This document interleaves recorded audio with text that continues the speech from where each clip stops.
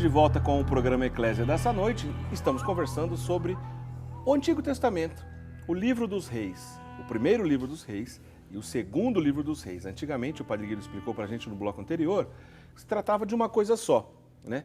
Mas depois, a partir do Concílio de Trento, separaram em dois, como a nossa tradição bíblica até hoje, o cânon bíblico estabelecido pelo Concílio de Trento no século XVI, se mantém até hoje, né? Você já acostumou com o programa Eclésia nesse novo horário? Pois é, o programa Eclésia agora aos domingos, né? Começamos às 19 horas. Na semana passada estreamos esse novo cenário. Bonito esse novo cenário ficou, não ficou? O senhor gostou, Padre Guido, desse novo cenário? Gostei, muito belo, prático, né? Bastante luz, sinto à vontade. E aí atrás do senhor a gente continua com a imagem do nosso querido, da Basílica de São Pedro, do Vaticano, para a gente relembrar, é claro, aqui a raiz do nosso programa, o programa Eclésia. Eclésia significa igreja, e é claro que não podia faltar o símbolo da igreja máximo, que é o Vaticano, a sede da igreja. Pois então, divulgue para os seus amigos que o programa Eclésia agora está em novo horário, né? O programa Eclésia todos os domingos, a partir das 19 horas. Você pode, claro, visitar o nosso site, o portal da Rede Século XXI, rs21.com.br, que é o nosso portal, /programa Eclésia. Se você entrar lá também no rs21.com.br, clicar em programas, depois você abre a lista de programa, acha o programa Eclésia, você vai ver que você pode assistir os nossos programas, conhecer um pouco mais da história aqui do nosso programa, mandar um recadinho para a gente através do Fale Conosco, e o nosso e-mail está à disposição para quem quiser escrever para a gente, para interagir com os nossos temas, para mandar dúvidas aqui para a gente, sugerir novos temas, tirar dúvidas com o Padre Guido de qualquer outro tema, não só necessariamente de temas abordados aqui no dia a dia do nosso programa. Você usa o eclésia@rs21.com.br, que é o e-mail do nosso programa, tá certo? Padre Guido, vamos continuar a nossa conversa então. Sim. Vamos falar um pouco mais do primeiro deles? Sim. Né? A história de Salomão está bem presente no primeiro livro dos reis. Exato, sim, porque Salomão era o filho do rei Davi. E foi ele que construiu, por exemplo, o grandioso templo, né, que era o orgulho, símbolo da fé daquele povo, né? E um homem dotado de grandes qualidades. E no capítulo 3 fala também de um sonho que ele teve, de um diálogo com Deus. E Deus que disse: parabéns pelo que você fez, me pode pedir qualquer coisa que eu vou te dar. E Salomão não pediu uma vida mais comprida ou mais riqueza, mas pediu o dom da sabedoria, para ser bem inteligente, saber distribuir a sabedoria para o bem do povo que estava submisso a ele. Certo. É famoso também o episódio da justiça praticada por Salomão. Temos um exemplo no capítulo 3, vale a pena ser contado, de duas prostitutas que ganharam o bebê praticamente quase no mesmo dia. Certo. E nos primeiros dias de vida do bebê, dos dois veio falecer. E a mamãe deste bebê, logo que viu que seu bebê morto, se levantou em plena noite e colocou o bebê na cama da outra prostituta e pegou o menino que estava dormindo. Resultado, quando se acordou, outra mulher percebeu que aquele menino morto não era o dela. Certo. E começou a briga entre as duas. Naquela época não existia o exame de DNA, né? É verdade. Começou a briga e esta briga chegou aos ouvidos do rei Salomão. E as duas se apresentaram na frente do Salomão dizendo: não, ele me pegou o bebê. Disse: não, este bebê é meu, não tem bebê. Resultado, quando Salomão notou que as duas mulheres não se reconciliavam consigo, né? Não encontravam uma saída, mandou chamar um soldado e disse: olha, pegue o bebê e com a espada reparte o bebê de metade de cada. Como se fingisse que ia matar o bebê e desse metade para cada mãe. Exato. E foi aí que a verdadeira mamãe gritou para Salomão: não faça isso. Prefiro ver o meu menino com ela do que vê-lo morto. E através desta frase, Salomão descobriu que aquela mulher era a verdadeira mãe. É verdade que foi um ato de justiça, mas também envolve o dom que ele já tinha recebido de Deus, que é a sabedoria. Ele tem a sabedoria. Ele usou de sabedoria para saber, Hein? na verdade, qual era a mãe. E esse acho que essa história, Padre Guido, talvez é a mais famosa atribuída a Sim, Salomão, né? está gravado no primeiro livro dos Reis, 3, no capítulo 3, versículo 16. Está toda esta história muito bela, pode conferir na Bíblia. É um exemplo da sabedoria, da justiça, Sim, de como Salomão era grande, né? Mas também tem uma outra expressão, a paz salomônica, Padre Guido, é uma expressão também comum bíblica para quem estuda esse Nos tipo de 40 coisa? anos que o rei Salomão governou o povo, se destacou por esta paz, porque foi um período de grande prosperidade. Certo. O templo, por si mesmo, era como uma imã que atraía milhares e milhares de pessoas que chegavam até Jerusalém. Certo. E o povo notou até que sua situação, até econômica, estava melhorando. Certo? Ele procurou até melhorar a vida até dos escravos, etc. Né? Foi um período de grande paz. Porém, Eric, temos que respeitar a Bíblia. Nem sempre Salomão respondeu a este benefício da sabedoria. Ele teve lá seus problemas, né? Sim, sabemos, por exemplo, ele mandou construir um palácio para si mesmo, que demoraram 7 anos para construí-lo. E, sobretudo, desculpe, mas era mulherengo. Tinha muitas concubinas. Sim, concubinas, exato. Né? E este gesto, digamos assim, criou uma sequência de problemas na vida e na atitude moral dele. Inclusive, ele notou aos poucos que também as pessoas mais achegadas a ele, até os filhos, começavam a criar uma distância com ele. Foi aí que partiu a ideia de 10 das 12 tribos separar-se de Salomão e formar o reino paralelo.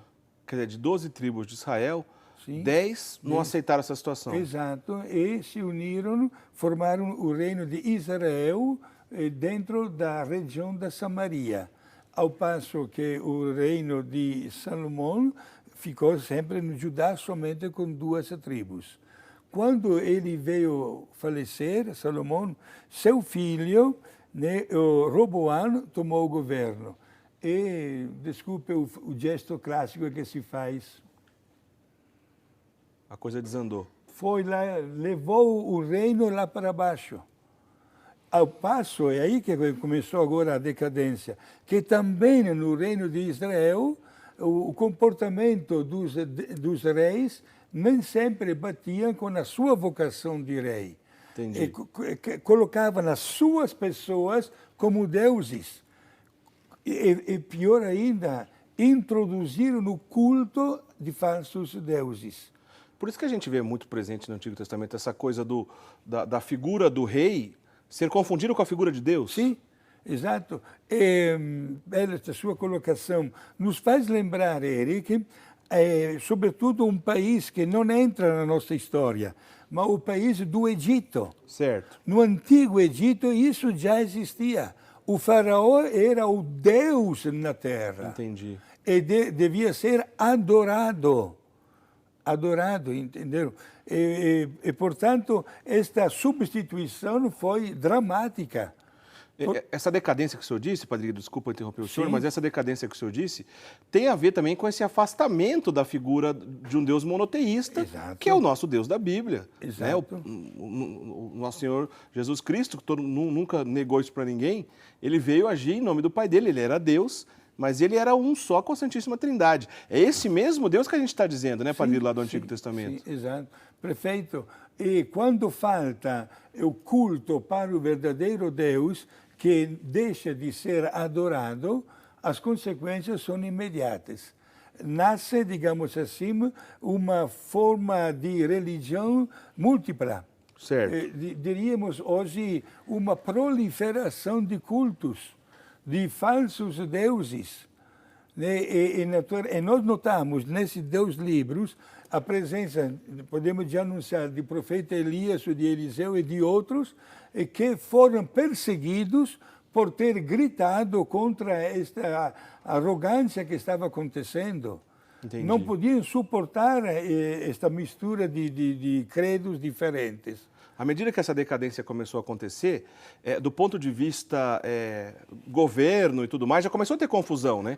Porque já começou outros reinos querer também ali pegar um pedacinho daquela terra, né, Padre Guido? Exato. Olha, estudando a sequência dos reis, digamos assim, mais ou menos bons, santos, e também reis que não se comportaram bem, digamos que não é que a Bíblia queira cobrir o mal, certo. mas diante de alguns exemplos, a Bíblia também manifesta de uma maneira explícita o que eles fizeram de mal, digamos, e merecendo os castigos de Deus. Quer dizer que se a gente fizer uma lista desses reis, dá para dividir entre os bons e os maus? Sim, dá. E quantos seriam esses reis, Padre Guido? Quantos reis? Todo foram 39. 39 reis. 39 reis. Mas dá para separar só de Israel, por exemplo, Sim, quando tinha? Os de 19 de Israel. 19 então de Israel. Tá. E 20 de Judá. 20 de Judá e 19 de Israel, entendi. E os reis se olhavam como, diríamos em termos modernos, cachorro e gato. Entendi. Não se entendiam, exato, né? O primeiro rei de Israel, quem foi? O primeiro rei de Israel foi Jeroboão, que era o filho de Nebate. Entendi. E o primeiro rei de Judá, logo após de Salomão, foi um filho dele chamado Roboão, que, volto a repetir, levou o reino lá para baixo. Entendi. Entendeu? Destacamos entre os reis que não se comportaram bem, destacamos porque, inclusive, a Bíblia dedica várias páginas, o rei Acabe. Acabe com a sua mulher Jezabel. Certo. Né? Que introduziram, inclusive, o culto ao falso deus Baal. Entendi. Está relatado, por exemplo, um caso prático.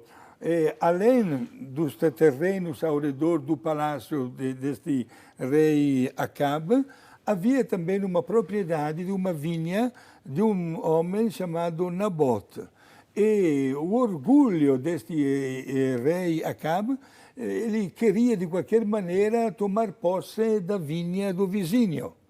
E se apresentou pessoalmente fazendo uma proposta em dinheiro, dizendo, olha, se você me vende, eu vou te dar este dinheiro.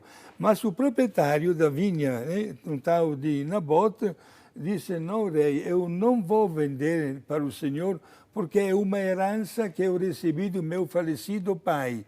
E trabalhando nesta vinha, eu me lembro dele.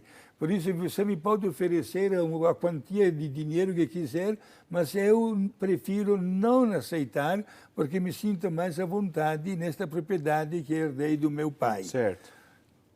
O rei Acabe foi dizer isso para a mulher dele, Jezabel.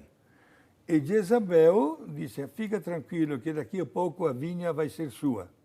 O que ela fez, esta mulher? Veja só, inventou uma calúnia, uma imoralidade contra Nabote, o proprietário. Uma mentira. Mas pagou algumas pessoas para que divulgassem a calúnia, e assim este proprietário foi submetido a um processo sumário sem nenhuma defesa, foi condenado a morrer, e logo em seguida ela, Jezabel, foi dizer para o seu esposo, este rei Acabe, olha, pode ir que já a vinha está liberada, é sua. Não é o único episódio de mentira envolvendo isso, né, Padre Guido? José do Egito sofreu algo parecido. Exato. Né? São episódios lamentáveis, né, que aconteceram. E daí que, diante desta decadência, digamos assim,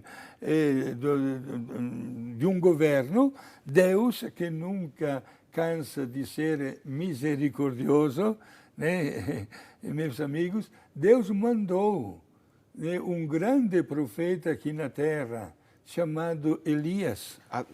Nesse momento o senhor está virando a página, Padre Guido? Sim, porque... Indo para a segunda parte dos reis? Exato, tá. Porque, volto a repetir, que os dois livros formavam um antigamente. Né? E daí a beleza, até dessa divisão que o magistério da igreja usou, porque de um lado apresenta o bem e o mal dos reis, mas no segundo apresenta o caminho da misericórdia de Deus isto é, para dizer, olha, através destas páginas que nós acabamos de ler, aprendamos o caminho certo. Ed é exatamente na época de Acabe que nasce a figura do grande profeta Elias. E será ele mesmo, Elias, né, que vai dizer para Acabe, na casa, no palácio real, diz, olha, sabe, fiquei sabendo de uma notícia, disse Elias para Acabe. Diz, qual? Olha, eu sei que no teu reino teve uma pessoa que tinha muitas ovelhas,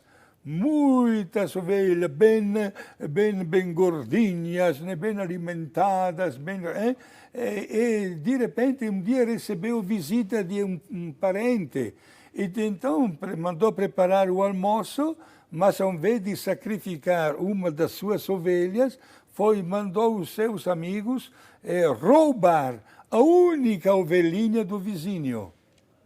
E não, disse o rei Acabe, eu quero fazer justiça, eu quero matar aquele cara que fez este gesto de mandar. E o profeta Elias disse, este cara é você. Puxa vida. Lembrou exatamente o episódio da vinha. Da vinha. Que interessante. Foi, gente. São páginas. É que, veja, o profeta Elias que apresenta o problema de consciência e diz como nós não podemos nunca trair o nosso credo através de um comportamento errado. E Elias enfrenta este Acabe. Já estamos agora no segundo livro, né? Eu só quero destacar aqui para quem de repente começou a assistir o programa agora, o Padre Guido, que é especialista no assunto, é doutor em Bíblia, especialista no Antigo Testamento, está fazendo um programa aqui conosco hoje, a gente está conversando sobre os 2 livros dos reis, lá do Antigo Testamento. Na primeira parte, que foi basicamente a explicação que ele trouxe até agora para a gente, falando de Salomão, da sequência, da decadência, da sabedoria de Salomão, mas também dos problemas que ele acabou tendo com as suas mulheres, acabou cedendo, inclusive, à religião, né, que elas praticavam, o paganismo e tudo mais, e tanto problema que aconteceu para esse reinado. Agora ele está entrando na segunda parte, segundo Reis, né? Lembrando que antigamente, como o Padre Guido ensinou, era uma coisa só, e a partir do Concílio de Trento, no século XVI, que definiu o cânon bíblico como a gente tem até hoje, foi separado, então, esses 2 livros. E a figura de Elias, como também de Eliseu, a gente encontra nessa segunda parte. Padre Guido, o senhor começou a contar a história de Elias aí, que é muito bonita, inclusive que sabedoria que ele teve para lidar com Acabe. Agora, tem um episódio que é famoso, mas eu queria que o senhor contasse, que é tão bonito com a questão de Elias, porque ele encontrou sacerdotes, vamos dizer assim, ou praticantes de uma falsa religião, de uma religião pagã, e aconteceu que um desafio ali, Padre Guido, para provar quem serviu o Deus verdadeiro. Foi. Como é que esse episódio está narrado lá em 2 Reis? Foi. Ainda tendo como protagonista o rei Acabe. O episódio aconteceu, inclusive, está até documentado o lugar, no Monte Carmelo. O Monte Carmelo, né? Que é o mesmo monte onde depois Nossa Senhora vai aparecer São Simão Stock. Perfeito. Séculos depois. Perfeito, né? No Monte Carmelo aconteceu que, de repente, o povo que acompanhava Elias, que acreditava num verdadeiro Deus, encontrou-se com o exército de Acabe. Certo. E foi aí que Elias se apresentou na frente e diante do Acabe gritando, olha, hoje poderíamos ter aqui milhares de mortos. Vamos evitar, digamos assim, tantas mortes. Vamos fazer uma coisa, vocês estão adorando o Deus Baal. Nós acreditamos no outro Deus verdadeiro. Vamos construir 2 altares de pedras, vamos pegar um animal, vamos sacrificar talvez um cordeiro, vamos colocar este animal, né, em cima deste nosso altar. Vamos invocar o nosso Deus, o Deus que vai mandar um raio e que vai dar fogo é o verdadeiro Deus. Todos, digamos assim, termos modernos, bateram palmas, gostaram da ideia. Acharam a ideia boa. Sim. E aí foi o profeta Elias que disse para o Acabe, vocês são muito mais numerosos do que nós. Então começam vocês. Naquela noite prepararam 2 altares de pedras, certo? E pegaram um animal, sacrificaram, colocaram a lenha em cima do altar, ou também o animal sacrificado, e já de manhã cedo, o povo de Acabe, que adorava o falso deus Baal, começaram a dançar e a suplicar a este deus Baal para que mandasse um raio com o fogo. Certo. Mas o tempo passava e não acontecia nada. Lá pelo meio-dia, é muito bela esta passagem, lá pelo meio-dia, Elias gritou, gente, acho que o vosso Deus Baal ou está dormindo, ou deu uma saidinha, ou ficou um pouquinho surdo. Gritem um pouquinho mais. Foi irônico, então. Foi irônico, exato. Foi aí que o povo, conforme o costume da adoração de um falso Deus, o que eles fizeram? Tiraram a roupa e com as flechas se cortavam nos braços, nas mãos, nas pernas, derramando, perdendo sangue para comover o deus Baal para que mandasse um raio. E fizeram isso toda a parte da tarde. Aproveitando, não aconteceu nada. Por isso, exaustos, ficaram olhando o que aconteceria. Foi aí que o profeta Elias, na frente de todo mundo, gritou, meu Deus, mesmo nós não merecendo tantos sinais extraordinários, devido às nossas faltas, mereceríamos castigos, mas mostra que tu és o verdadeiro Deus. E de repente veio um raio que queimou tudo, até as pedras. Ele parece que ele tinha mandado até molhar para ficar mais difícil ainda, não tinha ele isso? Para tornar mais difícil. Olha que belo este pormenor. Mandou molhar 3 vezes, não numa. 3 vezes. 3 vezes, tudo, até as pedras, a lenha, a madeira, para que devia pegar fogo, né? Para tornar mais difícil ainda a ascensão do fogo. E de repente veio este raio que acabou queimando tudo. Gente, no dia seguinte, 450 falsos sacerdotes que adoravam este deus Baal foram massacrados. Puxa vida. Está registrado. Foram mortos. Foram mortos. Aí foi que Elias teve que fugir, porque o ódio do Acabe e da esposa dele, né, Jezabel, aumentou mais ainda.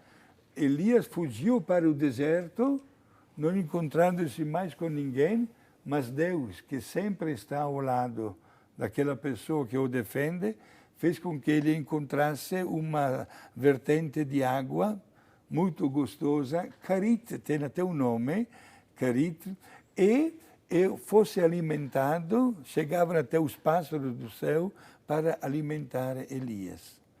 Isto para deixar bem claro que quando uma pessoa está ao lado de Deus, Deus é mesmo divina providência. Ô Padre Guido, a figura do profeta Elias, ela é uma prefiguração de Cristo? Sim. Dá para fazer essa associação? Sim.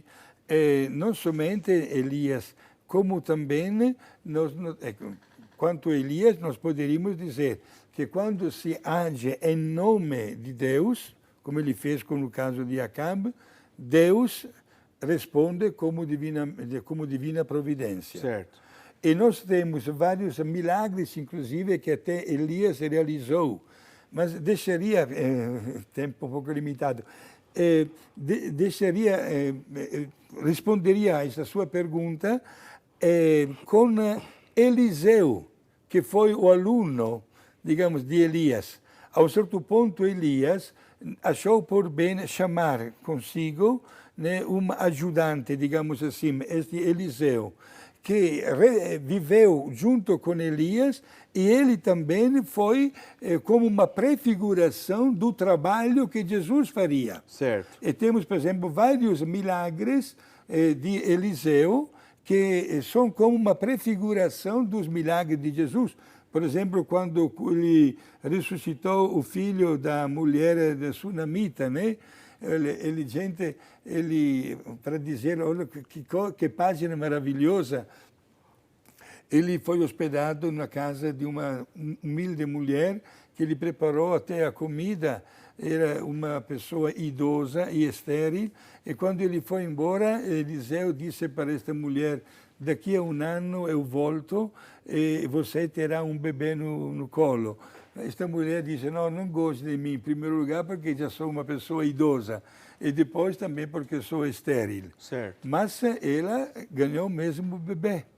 E imagina uma mulher estéril e idosa que ganha um bebê, esta criança cresce e lá com 11, 12 anos, de repente o bebê veio a falecer. Certo. E se apresentou dizendo: mamãe, estou com dor de cabeça, e esta dor de cabeça aumentou, perdeu a vida. Esta mulher, esta mamãe, quando viu seu filho morto, foi na terra, na cidade vizinha onde morava Eliseu, disse: Eliseu, você me deu a graça de um filho, mas o meu menino acabou falecendo. Ele foi até na casa, deitou-se em cima do corpo do menino e devolveu a vida. Olha que interessante. Sim, olha, são passagens belíssimas.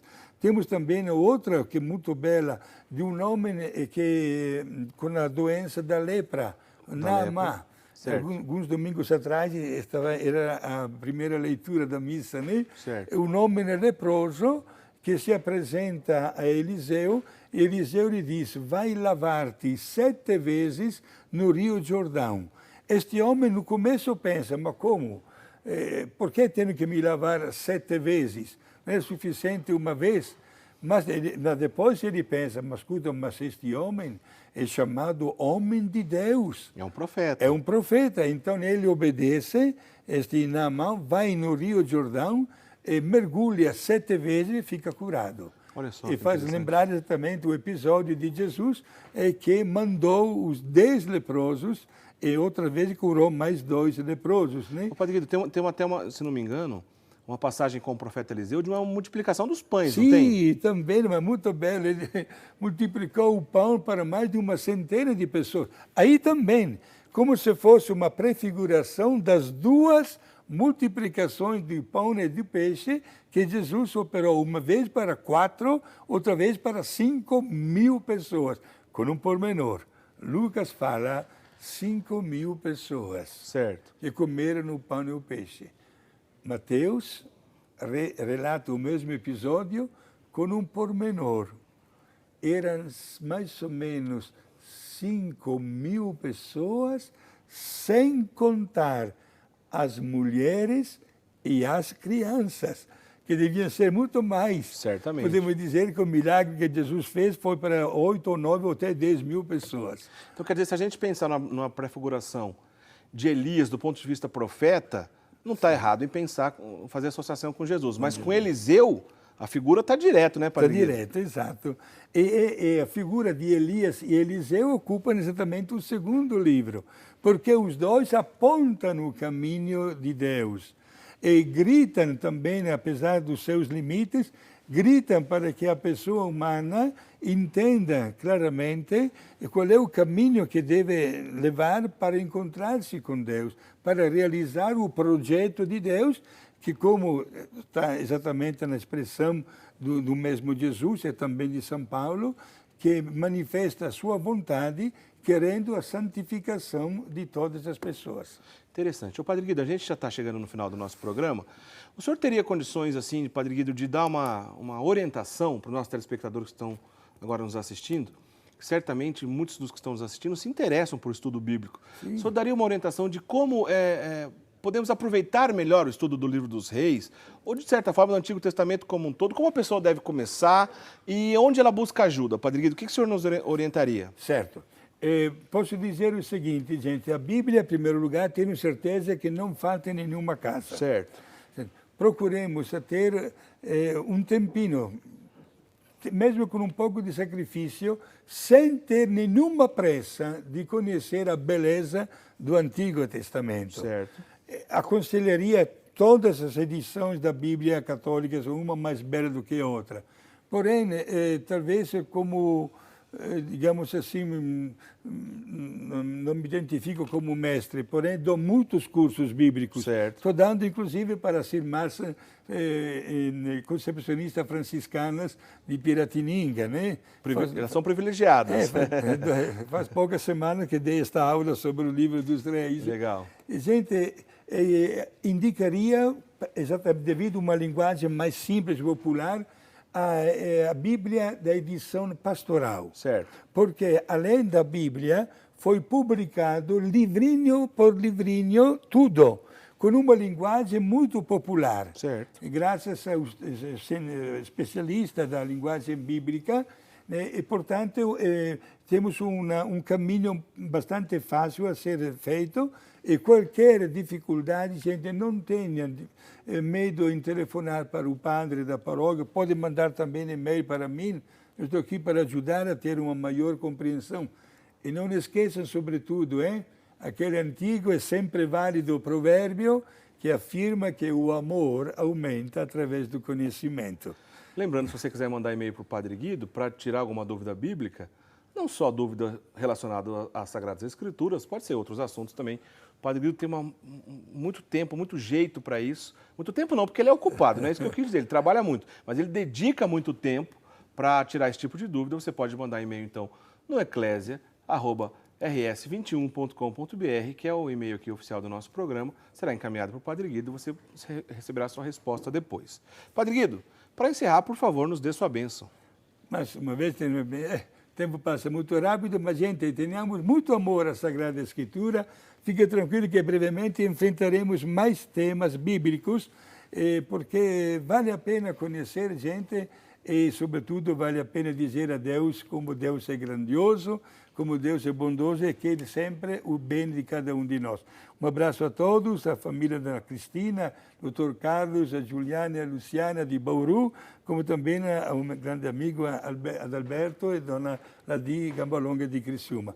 Para todos vocês, meus prezados amigos, abraço fraterno e a bênção de Deus Pai, Filho e Espírito Santo. Amém. Obrigado. Amém. Rapidinho, só em 30 segundos, Padre Guido. A partir de hoje, depois da festa de Cristo Rei, não tem mais Porta Santa para passar. Acabou o Ano Santo da Misericórdia. Exato. O ano termina, o Ano Santo da Misericórdia termina, e agradecemos a Deus por tantos benefícios que conseguimos, né?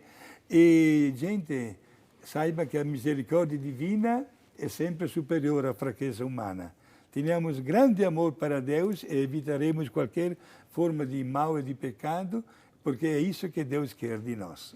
Obrigado. Obrigado, Padre Guido. Que bom saber que mesmo após o Ano Santo Extraordinário da Misericórdia, a gente pode ter acesso a essa misericórdia divina através da confissão, através de um coração arrependido. Certamente Deus sempre está pronto para nos receber de volta quantas vezes for necessário.